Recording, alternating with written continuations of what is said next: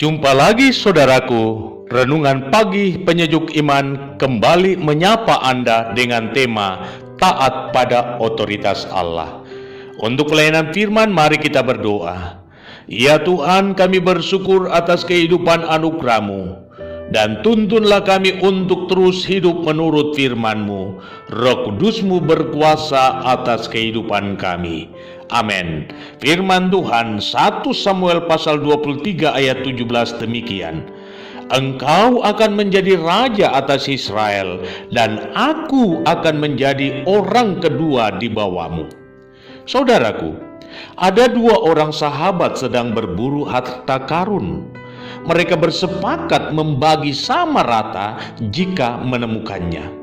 Berhari-hari mereka melakukan pencarian bersama, susah dan senang mereka hadapi bersama. Akhirnya, apa yang dicari itu didapatkan. Mereka menemukan kotak penuh dengan emas, dan saat melihat hal tersebut, mulailah timbul di hati mereka untuk menguasai kotak tersebut. Silaunya emas membuyarkan niat mulia untuk berbagi. Akibatnya, terjadi perselisihan dan berujung perkelahian. Keduanya saling menunjukkan kehebatan dan pertumpahan darah pun tak terhindarkan. Salah seorang memenangkan duel tersebut, tetapi kemenangan ini pun harus dibayar dengan nyawa juga, karena luka yang dialaminya sangat parah dan ia pun terkulai lalu mati.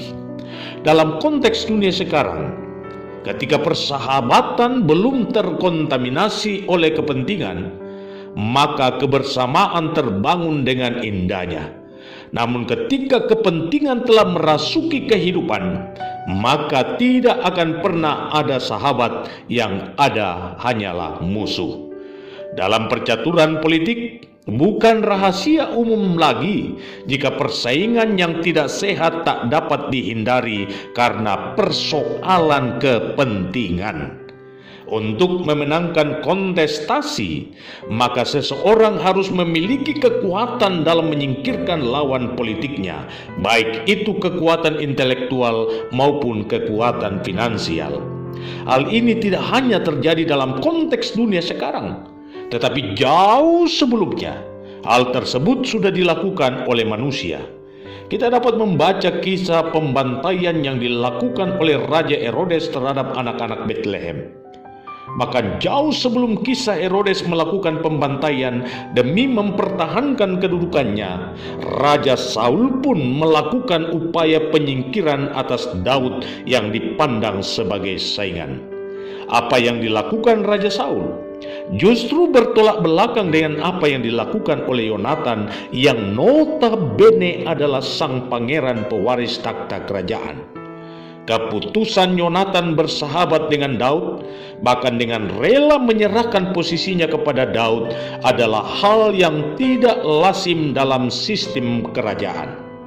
Persahabatan Daud dan Yonatan begitu indah digambarkan dalam 1 Samuel pasal 18 ayat 1 dan 4 demikian. Ketika Daud habis berbicara dengan Saul, berpadulah jiwa Yonatan dan jiwa Daud, dan Yonatan mengasihi dia seperti jiwanya sendiri. Yonatan menanggalkan jubah yang dipakainya dan diberikannya kepada Daud, juga baju perangnya, sampai pedangnya, panahnya, dan ikat pinggangnya. Dan bagian bacaan hari ini sangat jelas menggambarkan sikap Yonatan yang tidak akan pernah mengubah apa yang telah ditentukan Allah bagi Daud sahabatnya itu. Harusnya Yonatan membantu ayahnya untuk menyingkirkan Daud demi melapangkan jalan baginya menuju takhta, bukan? Namun semua ambisi itu ia kuburkan.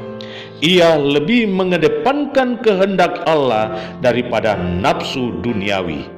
Dan buah dari keputusan Yonatan ini telah menjadi berkat bagi anaknya yang bernama Mephiboset. Melalui firman Tuhan ini, Anda dan saya mau diajar untuk menaklukkan ambisi di bawah otoritas Tuhan. takluk pada otoritas Tuhan jauh melebihi segala-galanya.